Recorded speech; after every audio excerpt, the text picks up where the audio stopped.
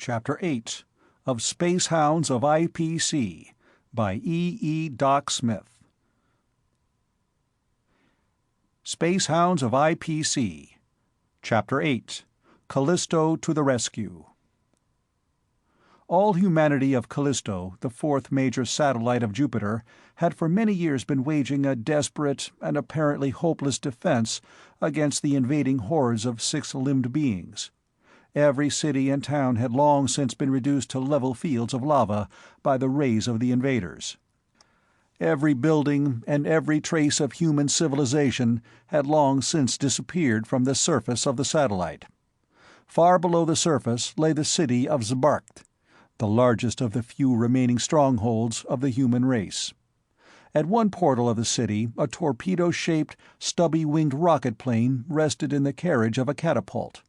Near it, the captain addressed briefly the 6 men normally composing his crew.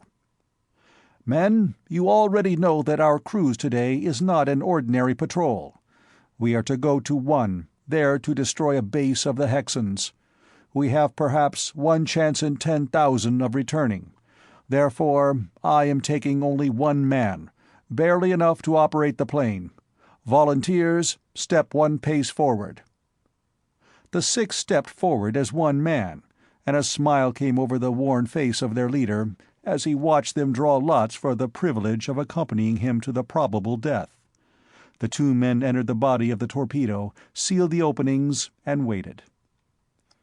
"Free exits?" snapped the captain of the portal, and 12 keen-eyed observers studied minutely screens and instrument panels connected to the powerful automatic lookout stations beneath the rims of the widely separated volcanic craters from which their craft could issue into Callisto's somber night. "No Hexan radiation can be detected from Exit 8, came the report. The captain of the portal raised an arm in warning, threw in the guides, and the 2 passengers were hurled violently backward, deep into their cushioned seats as the catapult shot their plane down the runway. As the catapult's force was spent, automatic trips upon the undercarriage actuated the propelling rockets, and mile after mile, with rapidly mounting velocity, the plane sped through the tube. As the exit was approached, the tunnel described a long vertical curve, so that when the opening into the shaft of the crater was reached and the undercarriage was automatically detached, the vessel was projected almost vertically upward. Such was its velocity, and so powerful was the liquid propellant of its rocket motors, that the eye could not follow the flight of the warship as it tore through the thin layer of the atmosphere and hurled itself out into the depths of space. "Did we get away?" asked the captain, hands upon his controls and eyes upon his moving chart of space. "I do believe so, sir," answered the other officer, at the screens of the 6 periscopic devices which covered the full sphere of his vision. "No reports from the rim, and all screens blank." Once more, a vessel had issued from the jealously secret city of Zbarkt without betraying its existence to the hated and feared Hexans. For a time, the terrific rocket motors continued the deafening roar of their continuous explosions. Then, the desired velocity having been attained, they were cut out, and for hours the good ship Berserk hurtled on through the void at an enormous but constant speed toward the distant world of One, which it was destined never to reach. "Captain Kazov, Hexan radiation coordinates 2214, Area 6, cried the observer, and the commander swung his own telescopic finder into the indicated region. His hands played over course and distance plotters for a brief minute, and he stared at his results in astonishment. "I never heard of a Hexan traveling that way before," he frowned. "Constant negative acceleration and in a straight line. He must think that we have been cleared out of the ether. Almost parallel to us and not much faster, even at this long range. It is an easy kill unless he starts dodging, as usual." As he spoke, he snapped a switch, and from a port under the starboard wing there shot out into space a small package of concentrated destruction, a rocket-propelled, radio-controlled torpedo. The rockets of the tiny missile were flaming, but that flame was visible only from the rear, and no radio beam was upon it. Kazov had given it precisely the direction and acceleration necessary to make it meet the Hexan sphere in central impact, provided that sphere maintained its course and acceleration unchanged. "Shall I direct the torpedo in case the Hexan shifts?" asked the officer. "I think not. They can, of course, detect any wave at almost any distance, and at the first sign of radioactivity they would locate and destroy the bomb. They also, in all probability, would destroy us. I would not hesitate to attack them on that account alone, but we must remember that we are upon a more important mission than attacking one Hexan ship. We are far out of range of their electromagnetic detectors, and our torpedo will have such a velocity that they will have no time to protect themselves against it after detection. Unless they shift in the next few seconds, they are lost. This is the most perfect shot I ever had at one of them, but one shot is all I dare risk. We must not betray ourselves." Course, lookout, and rank forgotten, the little crew of two stared into the narrow field of vision, set at its maximum magnification. The instrument showed that the enemy vessel was staying upon its original course. Very soon the torpedo came within range of the detectors of the Hexans. But as Captain Kazov had foretold, the detection was a fraction of a second too late, rapidly as their screens responded, and the two men of Zabartk uttered together a short, fierce cry of joy as a brilliant flash of light announced the annihilation of the Hexan vessel. "But hold!" The observer stared into his screen.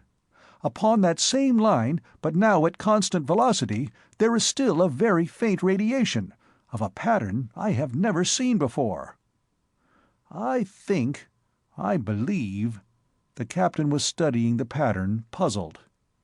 "It must be low-frequency, low-tension electricity, which is never used, so far as I know.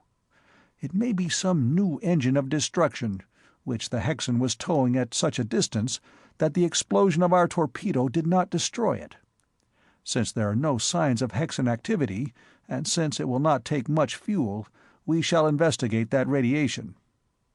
Tail and portside rockets burst into roaring activity, and soon the plane was cautiously approaching the mass of wreckage, which had been the IPV Arcturus. "Human beings, although of some foreign species!" exclaimed the captain, as his vision ray swept through the undamaged upper portion of the great liner and came to rest upon Captain King at his desk. Although the upper ultralights of the terrestrial vessel had been cut away by the Hexan plane of force, jury lights had been rigged, and the two commanders were soon trying to communicate with each other. Intelligible conversation was, of course, impossible, but King soon realized that the visitors were not enemies. At their pantomimed suggestion, he put on a spacesuit and wafted himself over to the airlock of the Callistonian warplane. Inside the central compartment, the strangers placed over his helmet a heavily wired harness, and he found himself instantly in full mental communication with the Callistonian commander. For several minutes they stood silent, exchanging thoughts with a rapidity impossible in any language. Then, dressed in spacesuits, both leaped lightly across the narrow gap into the still open outer lock of the terrestrial liner. King watched Kazov narrowly after the pressure began to collapse his suit, but the stranger made no sign of distress. He had been right in his assurance that the extra pressure would scarcely inconvenience him. King tore off his helmet, issued a brief order, and soon every speaker in the Arcturus announced, "All passengers and all members of the crew except lookouts on duty will assemble immediately in Saloon 3 to discuss a possible immediate rescue."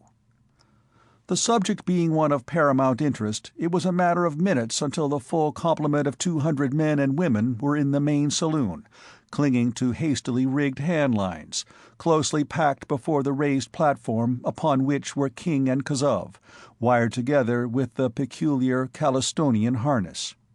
To most of the passengers, familiar with the humanity of 3 planets, the appearance of the stranger brought no surprise, but many of them stared in undisguised amazement at his childish body, his pale, almost colorless skin, his small, weak legs and arms, and his massive head. "Ladies and gentlemen," Captain King opened the meeting, "I introduce to you Captain Kazov, of the scout cruiser Bazarfk, of the only human race now living upon the fourth large satellite of Jupiter, which satellite we know as Callisto. I am avoiding their own names as much as possible, because they are almost unpronounceable in English or interplanetarian. This device that you see connecting us is a Callistonian thought transformer, by means of which any two intelligent beings can converse without language.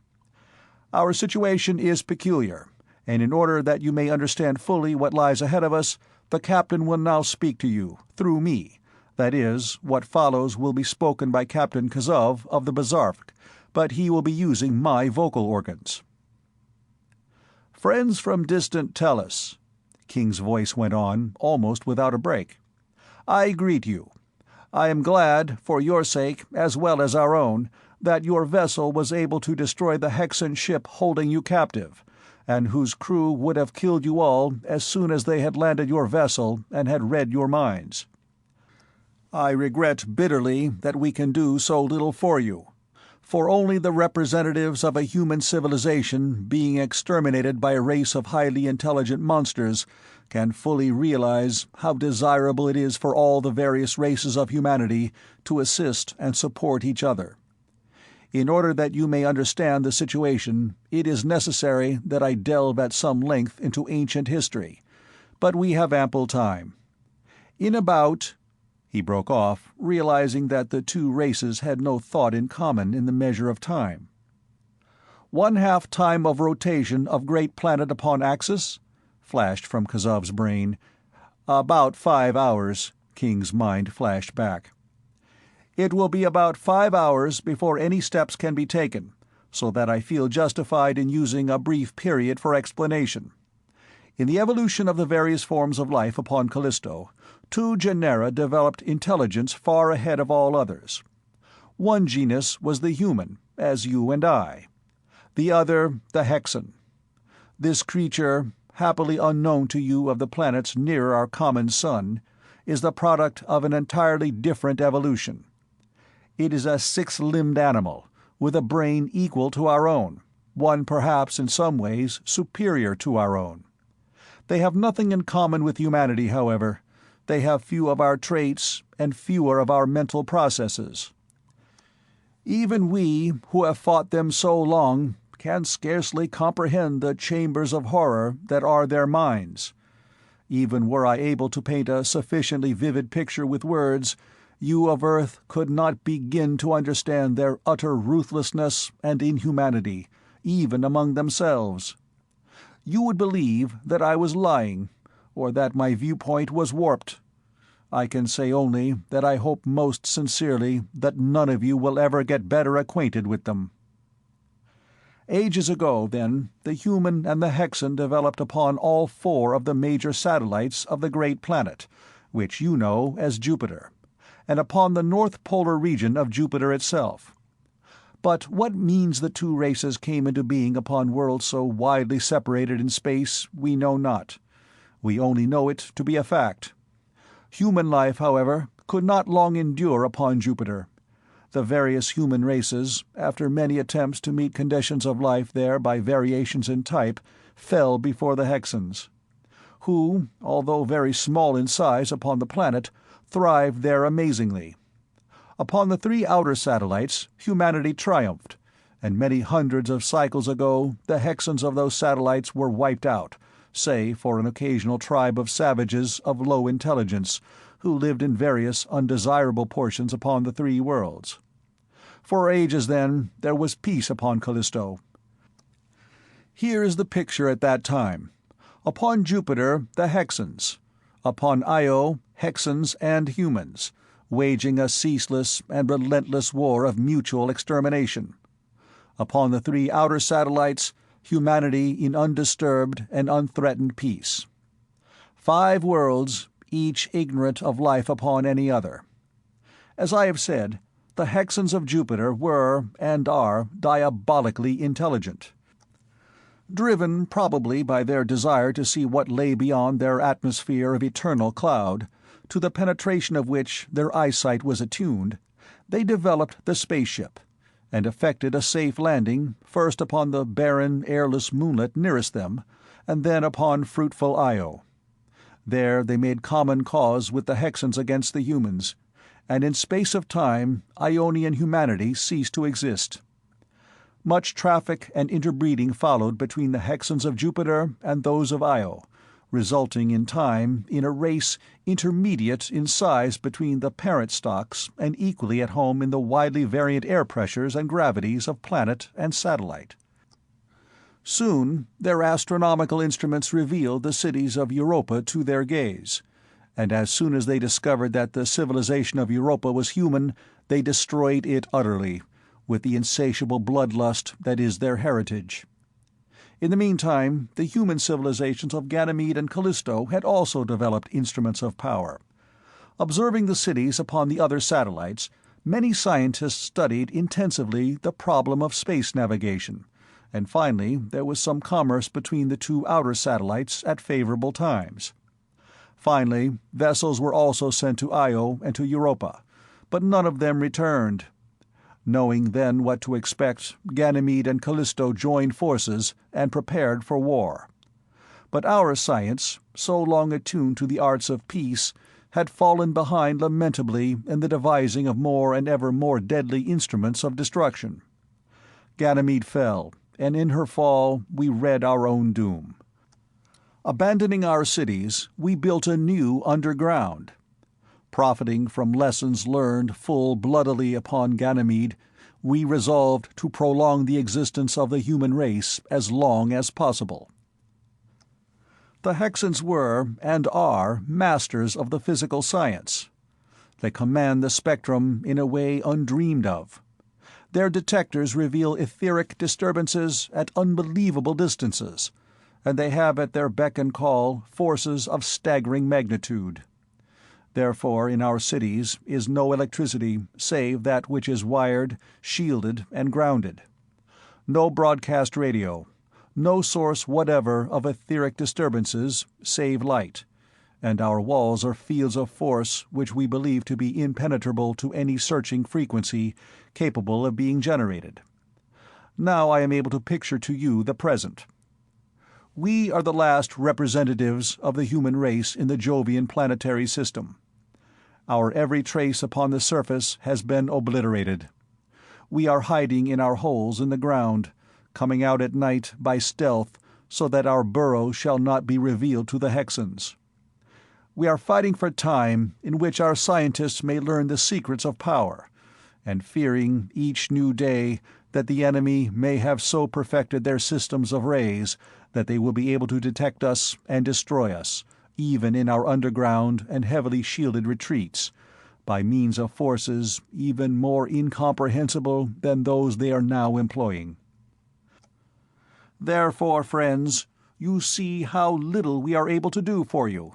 We, a race fighting for our very existence, and doomed to extinction save for a miracle. We cannot take you to Callisto, for it is besieged by the Hexans, and the driving forces of your lifeboats, practically broadcast as they are, would be detected, and we should all be destroyed long before we could reach safety. Captain King and I have pondered long, and have been able to see only one course of action. We are drifting at constant velocity, using no power, and with all save the most vitally necessary machinery at rest. Thus only may we hope to avoid detection during the next 2 hours. Our present course will take us very close to Europa, which the Hexans believe to be like Ganymede, entirely devoid of civilized life. Its original humanity was totally destroyed, and all its civilized Hexans are finding shelter from our torpedoes upon Jupiter, until we of Callisto shall likewise have been annihilated. The temperature of Europa will suit you. Its atmosphere, while less dense than that to which you are accustomed, will adequately support your life. If we are not detected in the course of the next few hours, we can probably land upon Europa in safety, since its neighborhood is guarded but loosely. In fact, we have a city there, as yet unsuspected by the Hexans, in which our scientists will continue to labor after Callisto's civilization shall have disappeared. We think that it will be safe to use your power for the short time necessary to effect a landing. We shall land in a cavern, in a crater already in communication with our city. In that cavern, instructed and aided by some of us, you will build a rocket vessel. No rays can be used because of the Hexans, in which you will be able to travel to a region close enough to your Earth so that you can call for help. You will not be able to carry enough fuel to land there. In fact, nearly all the journey will have to be made without power, traveling freely in a highly elongated orbit around the Sun. But if you escape the Hexans, you should be able to reach home safely, in time. It is for the consideration of this plan that this meeting has been called." "Just one question," Breckinridge spoke. "The Hexans are intelligent. Why are they leaving Europa and Ganymede so unguarded that human beings can move back there and that we can land there all undetected?" "I will answer that question myself," replied King. "Captain Kazov did not quite do justice to his own people. It is true that they are being conquered, but for every human life that is taken, 1,000 Hexans die, and for every human ship that is lost, 20 Hexan vessels are annihilated in return. While the Hexans are masters of rays, the humans are equally masters of explosives and of mechanisms. They can hit a perfect score upon any target in free space, whose course and acceleration can be determined, at any range up to 5,000 kilometers, and they have explosives thousands of times as powerful as any known to us. Ray screens are effective only against rays, and the Hexans cannot destroy anything they cannot see before it strikes them. So it is that all the Hexan vessels, except those necessary to protect their own strongholds, are being concentrated against Callisto. They cannot spare vessels to guard uselessly the abandoned satellites. Because of the enormously high gravity of Jupiter, the Hexans there are safe from human attack, save for ineffectual long-range bombardment. But Io is being attacked constantly, and it is probable that in a few more years Io also will be an abandoned world. Some of you may have received the impressions that the Hexans are to triumph immediately, but such an idea is wrong. The humans can and will hold out for 100 years or more, unless the enemy perfects a destructive ray of the type referred to. Even then, I think that our human cousins will hold out a long time. They are able men, fighters all, and their underground cities are beautifully protected." There was little argument. Most of the auditors could understand that the suggested course was the best one possible. The remainder were so stunned by the unbelievable events of the attack that they had no initiative, but were willing to follow wherever the more valiant spirits led. It was decided that no attempt should be made to salvage any portion of the Arcturus, since any such attempt would be fraught with danger, and since the wreckage would be of little value. The new vessel was to be rocket-driven and was to be built of Callistonian alloys. Personal belongings were moved into lifeboats, doors were closed, and there ensued a painful period of waiting and suspense. The stated hour was reached without event. No Hexan scout had come close enough to them to detect the low-tension radiation of the vital machinery of the Arcturus, cut as it was to the irreducible minimum and quite effectively grounded as it was by the enormous mass of their shielding armor. At a signal from Captain Kazov, the pilot of each lifeboat shot his tiny craft out into space and took his allotted place in the formation, following closely behind the Bazarfk, flying toward Europa, now so large in the field of vision that she resembled more a world than a moon. Captain King, in the Callistonian vessel, transmitted to Breckinridge the route and flight data given him by the navigator of the winged craft. The chief pilot, flying point in turn, relayed more detailed instructions to the less experienced pilots of the other lifeboats. Soon the surface of Europa lay beneath them, a rugged, cratered, and torn topography of mighty ranges of volcanic mountains. Most of the craters were cold and lifeless, but here and there a plume of smoke and steam betrayed the presence of vast, quiescent forces. Straight down one of those gigantic lifeless shafts the fleet of spacecraft dropped, straight down a full 2 miles before the landing signal was given. At the bottom of the shaft a section of the rocky wall swung aside, revealing the yawning black mouth of a horizontal tunnel. At intervals upon its roof were winked into being almost invisible points of light. Along that line of lights the lifeboats felt their way, coming finally into a huge cavern, against one sheer metal wall of which they parked in an orderly row.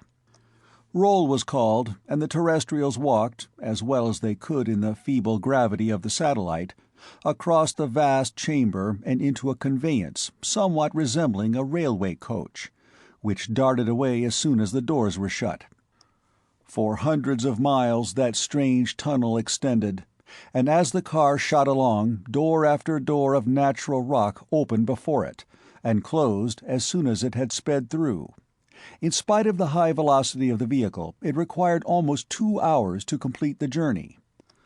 Finally, however, it slowed to a halt, and the terrestrial visitors disembarked at a portal of the Europan city of the Callistonians.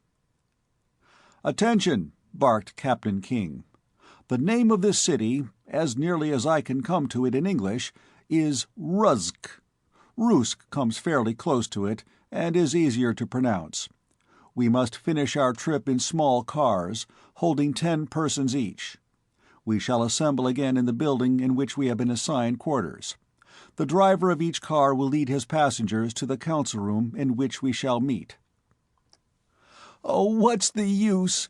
This is horrible, horrible! We might as well die!"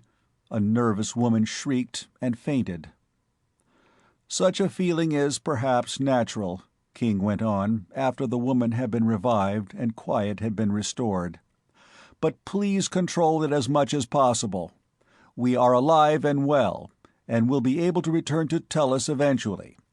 Please remember that these people are putting themselves to much trouble and inconvenience to help us, desperate as their own situation is, and conduct yourselves accordingly."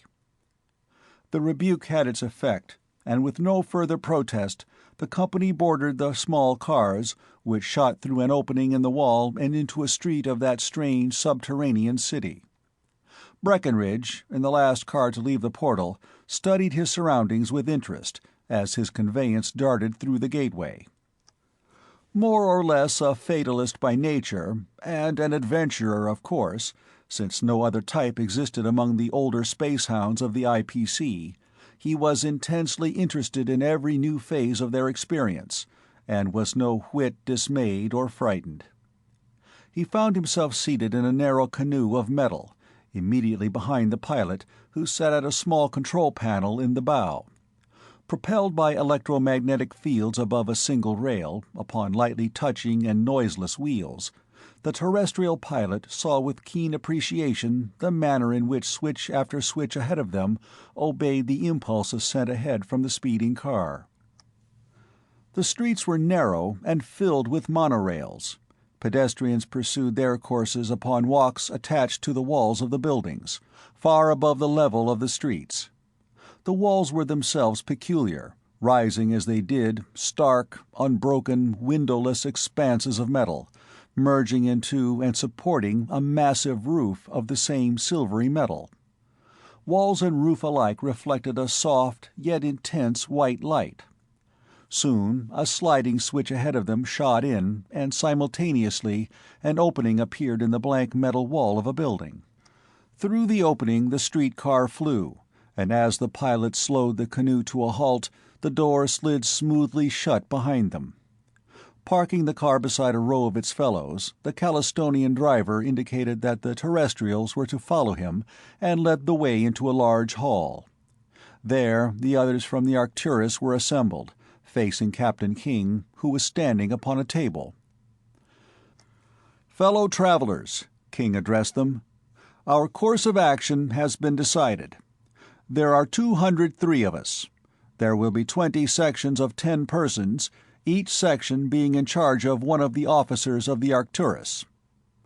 Dr. Penfield, our surgeon, a man whose intelligence, fairness, and integrity are unquestioned, will be in supreme command.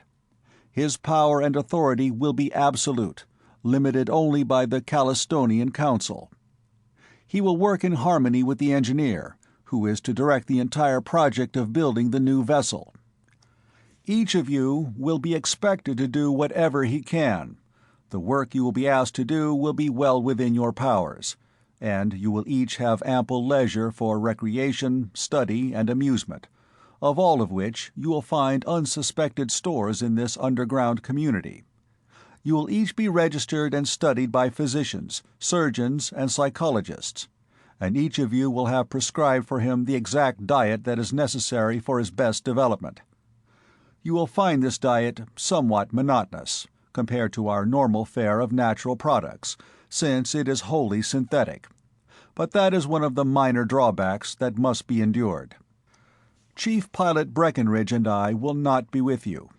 In some small and partial recompense for what they are doing for us all, he and I are going with Captain Kazov to Callisto, there to see whether or not we can aid them in any way in the fight against the Hexans. One last word. Dr. Penfield's rulings will be the products of his own well-ordered mind, after consultation and agreement with the council of this city, and will be for the best good of all. I do not anticipate any refusal to cooperate with him. If, however, such refusal should occur, please remember that he is a despot with absolute power, and that anyone obstructing the program by refusing to follow his suggestions will spend the rest of his time here in confinement, and will go back to Tellus in irons, if at all. In case Chief Pilot Breckenridge and I should not see you again, we bid you goodbye and wish you a safe voyage, but we expect to go back with you." Brief farewells were said, and captain and pilot accompanied Kazov to one of the little streetcars. Out of the building it dashed, and down the crowded but noiseless thoroughfare to the portal. Signal lights flashed briefly there, and they did not stop, but tore on through the portal and the tunnel with increasing speed. "Don't have to transfer to a big car, then?" asked Breckenridge. "No," King made answer. "Small cars can travel these tubes as well as the large ones, and on much less power. In the city, the wheels touch the rails lightly, not for support, but to make contacts through which traffic signals are sent and received. In the tunnels, the wheels do not touch at all, as signaling is unnecessary, the tunnels being used infrequently and by but one vehicle at a time. No trolleys, tracks, or wires are visible, you notice. Everything is hidden from any possible visiray of the Hexans." "How about their power?" "I don't understand it very well, hardly at all, in fact." "It is quite simple."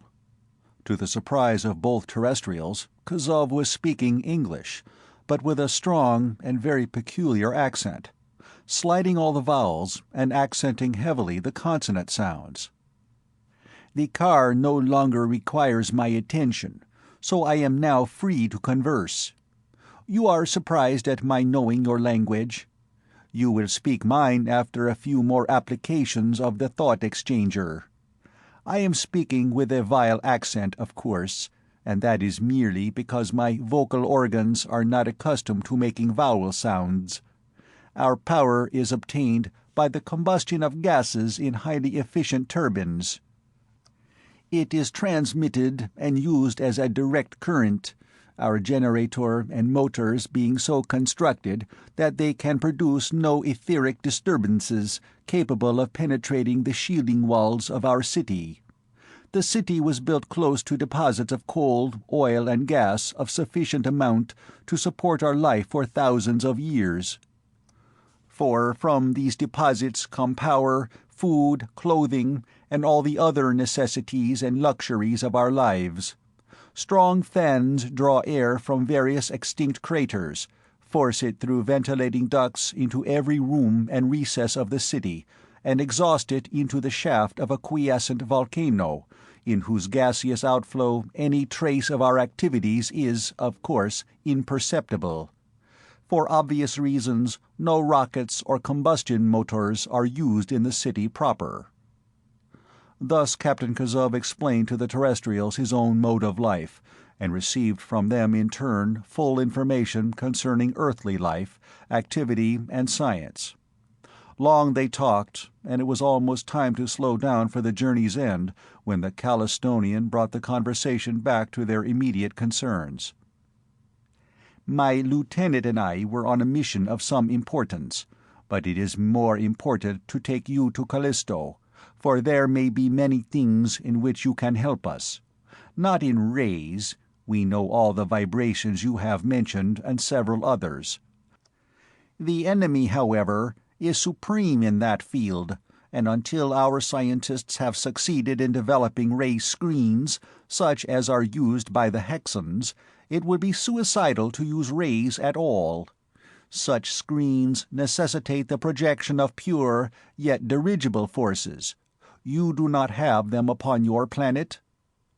"No, and so far as I know, such screens are also unknown upon Mars and Venus, with whose inhabitants we are friendly." "The inhabitants of all the planets should be friendly. The solar system should be linked together in intercourse for common advancement. But that is not to be. The Hexans will eventually triumph here, and a Jovian system peopled by Hexans will have no intercourse with any human civilization save that of internecine war. We, of Callisto, have only one hope, or is it really a hope? In the south polar country of Jupiter there dwells a race of beings implacably hostile to the Hexans. They seem to invade the country of the Hexans frequently, even though they are apparently repulsed each time. Our emissaries to the South Polar country, however, have never returned. Those beings, whatever they are, if not actively inimical, certainly are not friendly toward us." "You know nothing of their nature?" "Nothing, since our electrical instruments are not sufficiently sensitive to give us more than a general idea of what is transpiring there, and vision is practically useless in that eternal fog. We know, however, that they are far advanced in science, and we are thankful indeed that none of their frightful flying fortresses have been launched against us.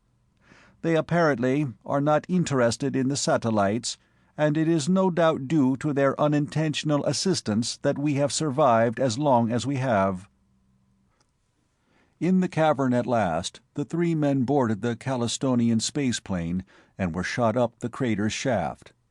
The voyage to Callisto was uneventful, even uninteresting, save at its termination.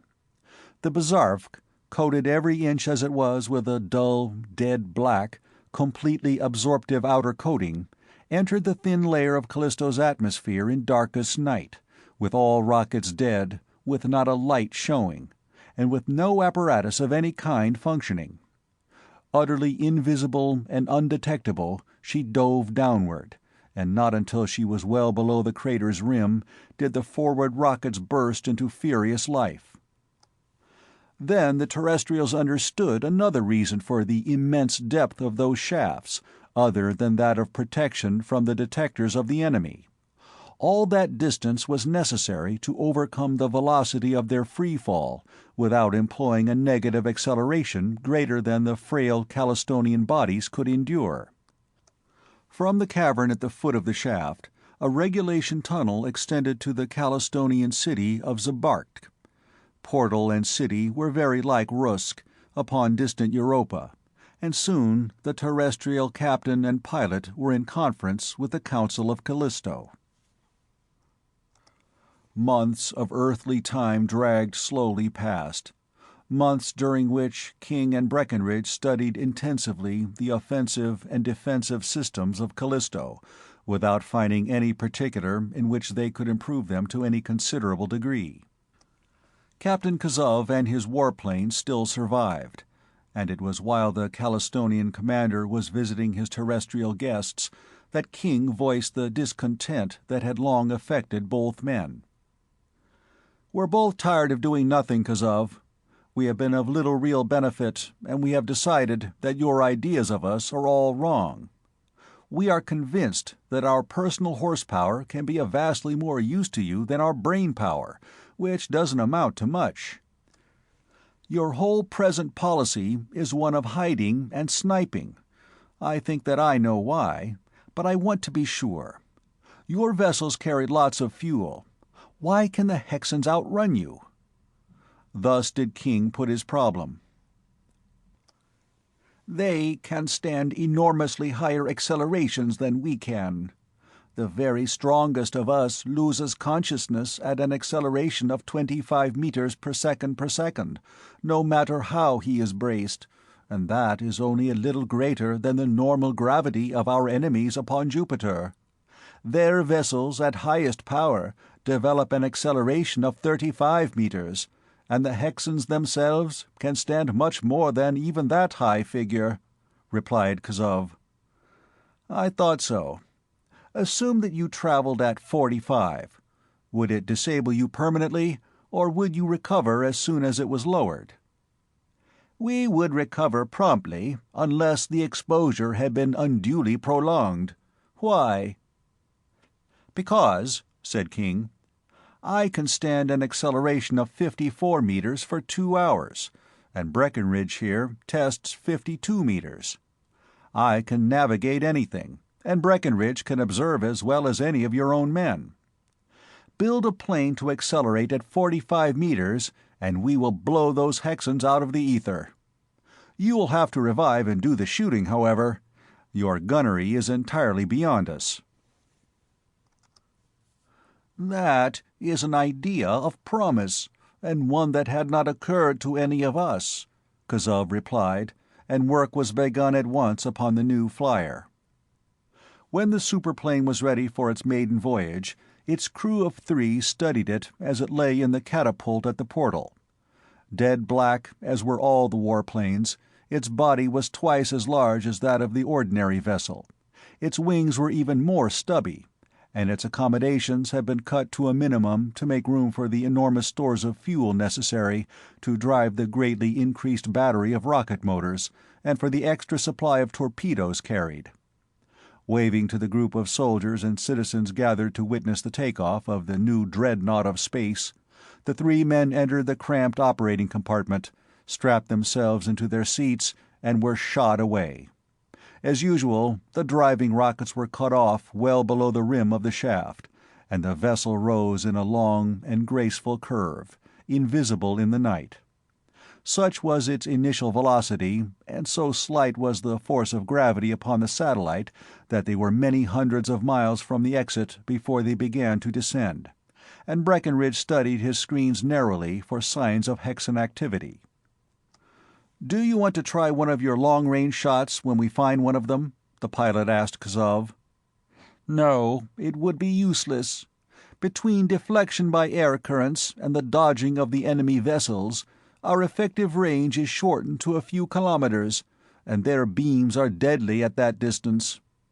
No, our best course is to follow the original plan, to lure them out into space at uniform acceleration, where we can destroy them easily."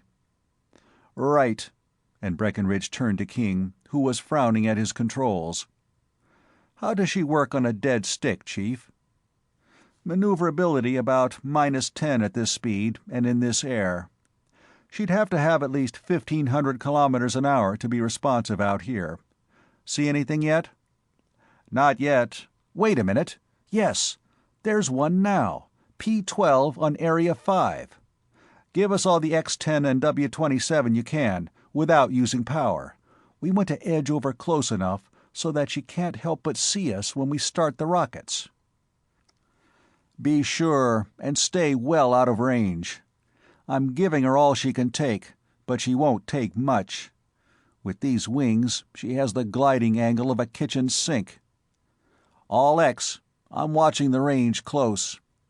Wish we had instruments like these on the IPVs. We'll have to install some when we get back. All X, give her the gun. Level and dead ahead." Half of the battery of rockets burst into their stuttering, explosive roar of power, and the vessel darted away in headlong flight. "He sees us and is after us. Turn her straight up."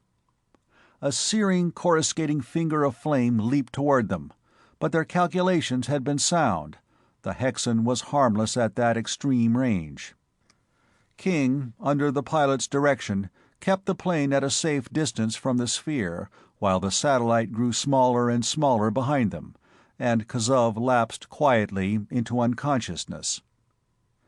"He's been out for quite a while. Far enough?" asked King. "All X now, I guess. Don't believe they can see the flash from here. Cut." The rockets died abruptly, and a blast from the side ports threw the plane out of the beam, and once out of it, beyond range of the electromagnetic detectors as they were, their coating of absolute black rendered the craft safe from observation. One dirigible rocket remained in action, its exhaust hidden from the enemy by the body of the vessel, and Captain Kazov soon recovered his senses. "Wonderful, gentlemen!" he exclaimed, as he manipulated the delicate controls of his gunnery panel. "This is the first time in history that a Callistonian vessel has escaped from a Hexan by speed alone." An instantaneously extinguished flare of incandescence marked the passing of the Hexan sphere into nothingness, and the cruiser shot back toward Callisto in search of more prey. It was all too plentiful, and 20 times the drama was reenacted before approaching day made it necessary for Kazov to take the controls and dive the vessel into the westernmost landing shaft of Zabark. A rousing and enthusiastic welcome awaited them, and joy spread rapidly when their success became known. "Now we know what to do, and we had better do it immediately, before they get our system figured out and increase their own power," King reported to the Council. "You might send a couple of ships to Europa and bring back as many of the Tellurian officers as want to come and can be spared from the work there. They all test above 45 meters, and they can learn this stuff in short order. While they're coming, your engineers can be building more ships like this one." The new vessel did not make another voyage until 9 sister ships were ready and manned, each with 2 terrestrial officers and 1 Callistonian gunner. All 10 took to the ether at once, and the Hexan fleet melted away like frost crystals before a summer sun. A few weeks of carnage and destruction, and not a Hexan was within range of the detectors of Callisto. They were gone. "This is the first time in years that Callisto's air has been free of the Hexans," Kazov said thoughtfully. "With your help, we have reduced their strength to a fraction of what it was, but they have not given up. They will return, with a higher acceleration than even you terrestrials, powerful as you are, can stand." "Certainly they will, but you will be no worse off than you were before. You can return to your own highly effective tactics." "We are infinitely better off for your help. You have given us a new lease on life." He broke off as a flaring light sprang into being upon the portal board, and the observer of Exit 1 made his report. There was a Hexan vessel in the air, location 425 over VJ-42. "There's one left. Let us get him. No, he's ours." Confused shouts arose from the bullpen, but the original superplane was at the top of the call board, and accordingly King, Breckenridge, and Kazov embarked upon an expedition more hazardous far than they had supposed, an expedition whose every feature was relayed to those in the portal by the automatic lookouts upon the rims, and which was ended before a single supporting Callistonian plane could be launched. From the enemy vessel was not the last of the low-powered Hexan vessels, as everyone had supposed. It was the first of the high-powered craft, arriving long before its appearance was expected. Before its terrific acceleration and savage onslaught, The superplane might as well have been stationary and unarmed. After his long dive downward, King could not even leave the atmosphere. The Hexan was upon them within a few seconds, even though the stupendous battery of rockets, full driven, had roared almost instantly into desperate action. Bomb after bomb Breckinridge hurled, with full radio control, fighting with every resource at his command, but in vain. The frightful torpedoes were annihilated in mid-flight, and nose, tail assembly, and wings were sheared neatly from the warplane by a sizzling plane of force. Side rockets and torpedo tubes were likewise sliced away, and the helpless body of the Callistonian cruiser, falling like a plummet, was caught and held by a tractor ray. Captor and captive settled toward the ground. "This is a signal honor," observed Captain Kazov when he had revived. "It has been many, many cycles since they have taken Callistonians captive. They kill us at every opportunity. Is it your custom to destroy yourselves in a situation such as this?" "It is not. While we live, there is hope." "Not ours. Unless they have made enormous strides in psychological mechanisms, they cannot tear from our minds any secrets we really wish to keep. That is useless," he went on, as King lifted a hand weapon. "You will have no opportunity whatever to use it." And he was right. A searing beam of energy drove them out of the vessel. Then electromagnetic waves burned every metallic object out of their possession. Burning rays herded them into the Hexan sphere and into a small room, whose door clanged shut behind them. "Ah, two are humans of a strange breed," a snarling voice barked from the wall, in the Callistonian language. "Our deductions were accurate, as usual. It is to the humans of Planet 3, whose bodies are a trifle less puny than those of the humanity of the satellites, that we owe our recent reverses. However, those reverses were merely temporary. Humanity, no matter what its breed, shall very shortly disappear from the satellites. Now, you scum of the solar system, you shall be permitted to witness an entrancing spectacle on the way to our headquarters, where all your knowledge is to be taken from you before you die, lingeringly and horribly. There is a strange space vessel nearing us, probably searching for the one we took, and which you dogs of Callisto must have been fortunate enough to take from us before we could study and kill its human cargo. Watch its destruction and cringe, and know in your suffering that the more you suffer, the greater shall be our enjoyment." "I believe that," King acknowledged. As all three prisoners stared at the wall screen, upon which was pictured a huge football of scarred gray steel, Kazov was amazed to see the faces of Breckinridge and King light up with fierce smiles of pleasure and anticipation. "You dissembled well," remarked the Callistonian. "That will rob them of much pleasure." "They'll get robbed of more than that," King returned. "This is too good to keep, and since they cannot understand English, I'll tell you something. I told you about Stevens. He apparently wasn't killed, as we thought. He must have escaped, and there is the result. That ship there is far from innocent. Her being so far out of range of any of our power plants proves that. That vessel is the Sirius, the research laboratory of the IPC, the Inter-Planetary Corporation. It carries the greatest scientific minds of 3 of the inner planets, and it is loaded with pure poison, or it wouldn't be here. Oh, you Hexans, what you have got coming to you." End of Chapter 8.